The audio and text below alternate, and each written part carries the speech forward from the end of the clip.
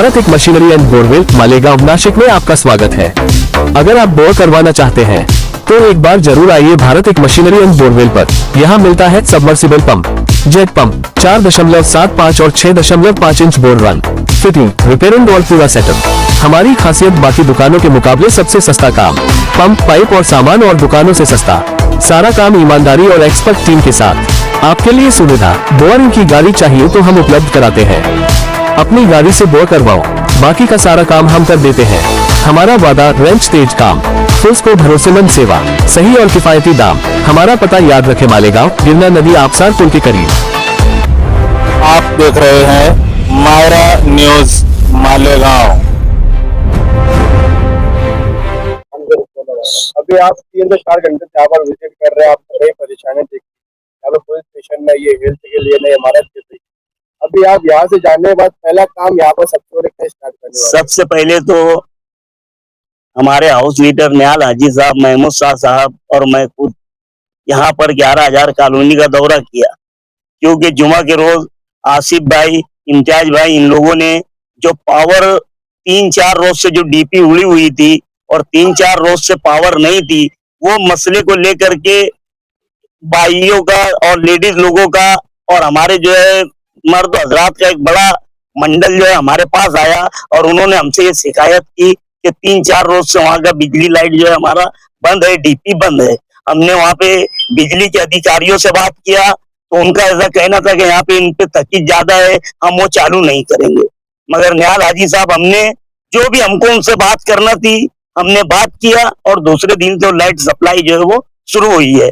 मेरा ये बोलना है कि जिस तरीके से ये 11,000 कॉलोनी पूरे महाराष्ट्र में सोलापुर के बाद सबसे बड़ी प्रोजेक्ट जो है वो मालेगांव शहर को शेख रशीद साहब ने उस वक्त तो विलासराव देशमुख गवर्नमेंट से लाया था, मगर आज हम अपनी आंखों से देखो तो दोनों तरफ की जो है खोलियां, दोनों तरफ की कॉलोनी की ना खिड़की है ना दरवाजे है।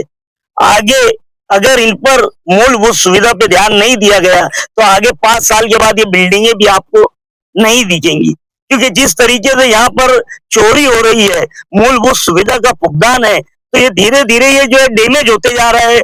अभी पीछे पर्दे गिरने के हादसात हुए, आगे पूरी पूरी बिल्डिंग गिरने के हादसात होंगे। तो अब हम इस बात को लेकर के निहाल हाजी साहब, हमारे कारपोरेटर, हम हमारे लीडर आसिफ शेख रशीद साहब से बात करेंगे, मेयर साहिबा से बात करेंगे, कमिश्नर से बात करके एक अलावा बैठक लगाएंगे। वो बैठक में सभी पद अधिकारी और सभी अधिकारियों को बैठ करके यहाँ पर हम मूलभूत सुविधा क्या दे सकते हैं। अगर ये कॉलोनी को जिंदा रखना है तो इसकी मूलभूत सुविधा और इसके मेंटेनेंस पे ध्यान रखना होगा, और नहीं तो आने वाले 10 साल के बाद भूल जाना कि कभी मालेगांव में कभी कोई 11,000 हाउसिंग कॉलोनी या आवास की कॉलोनी कोई गवर्नमेंट की तरफ से बनी होंगी, ये नहीं दिखेंगी आप। अभी जैसा कि करोड़ों रुपये लगा करके यहाँ गार्डन बनवाया जा रहा है, मगर इतने जो रहवासी है उनके लिए एक छोटा सा इमदादी दवाखाना भी नहीं है, उसके लिए आप क्या करना चाहोगे? ये गार्डन तो जो है किसके फंड से बना है अभी मुझे इसका इल्म नहीं है, मगर यहाँ पर क्लिनिक में जो है बेड लगना चाहिए, सलाइन वगैरह की सुविधा रहना चाहिए। अब हाजी साहब, हम आरोग्य अधिकारी से वो भी बात करेंगे।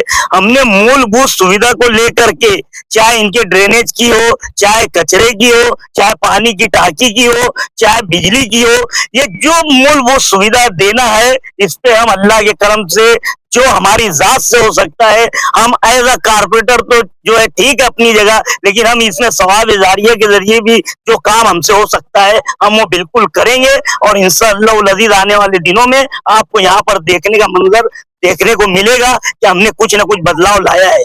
जनता को आप क्या मैसेज देना चाहोगे? जो आप मूलभूत सुविधा के बारे में बात कर रहे हो, तो कितने दिनों के अंदर काम आप? हम कल से जो है निहाल हाजी साहब, हम कल से हमारे कारपोरेटर, कल से हम हमारी कारपोरेशन में एक्टिव रहेंगे।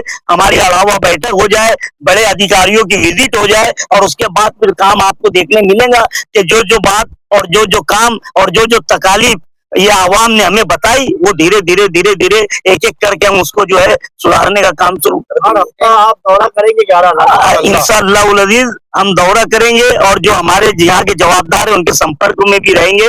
आप सब लोग भी आए, आपने भी दौरा किया। ये सिर्फ मेरी तुम्हारी या जो रह रहे इनकी जवाबदारी नहीं है, इसमें प्रशासन ने भी ध्यान देना चाहिए। आप दोनों तरफ की कॉलोनी को देखो तो एक खिड़की अगर कोई बता देगा, एक खिड़की नहीं है, एक दरवाजा नहीं है। अगर इसको बचाना होगा तो अभी से सबको कमर बस्ता होना पड़ेगा, चाहे इसमें प्रशासन हो या पद अधिकारी हो या मालेगांव शहर की आवाम हो। नहीं तो कई 10-20 साल के बाद ये बोलना ना पड़े कि कॉलोनी कहाँ बनी थी और किस जगह बनी थी।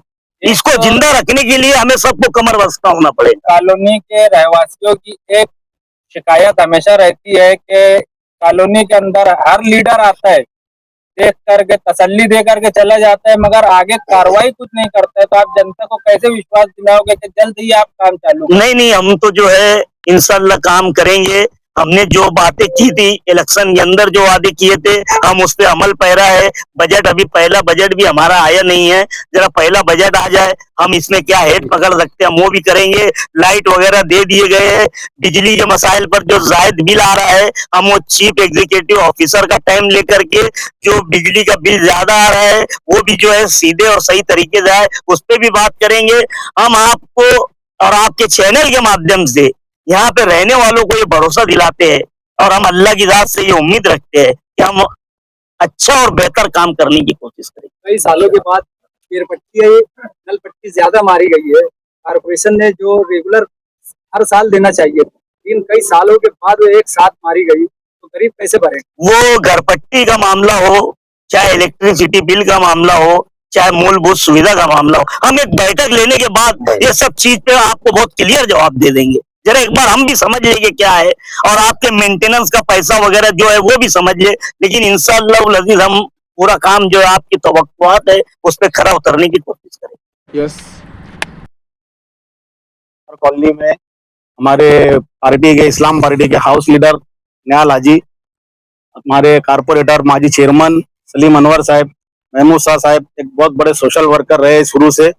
इन्होंने हमारे बुलाने पे हमारी तकलीफ को देखा, हमारी तकलीफ को समझते हुए पहले काम की शुरुआत किए, उसके बाद में यहाँ विजिट किए उन्होंने। दूसरी एक बात, पिछली महासभा में आयरा मैडम साहिबा ने एक मुद्दा उठाए थे कि शेख रशीद साहब का एक ख्वाब था 11,000 कॉलोनी में जो शहर के गरीब तबके के लोग हैं वो जाए और उनको अच्छी सुविधा मिले। तो मैं ये बोलना चाहूंगा आसिफ शेख रशीद साहब से, महापौर मैडम साहब से, खालिद हाजी साहब से कि तुमने अगर तुम्हारे बचपन में कोई ख्वाब देखे बचपने से लेके आज तक, तो से तुम्हारी आंख खुलने से पहले शेख रशीद साहब ने तुम्हारा ख्वाब पूरा करे। अब उनके जाने के बाद ये तुम्हारी जिम्मेदारी है कि उनका ये जो ख्वाब था तुम उनको पूरा करो, और कैसे यहाँ पे लोगों को सुविधा दे सकते ये सुविधा दो।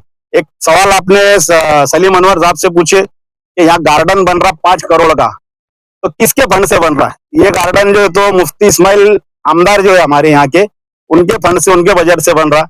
करना तो ये चाहिए था कि उन्होंने वो 5 करोड़ की बजाय 2 करोड़ का भी अगर यहाँ काम करते तो आज शहर के 11,000 कॉलोनी के लोग इतनी परेशानी में नहीं होते थे।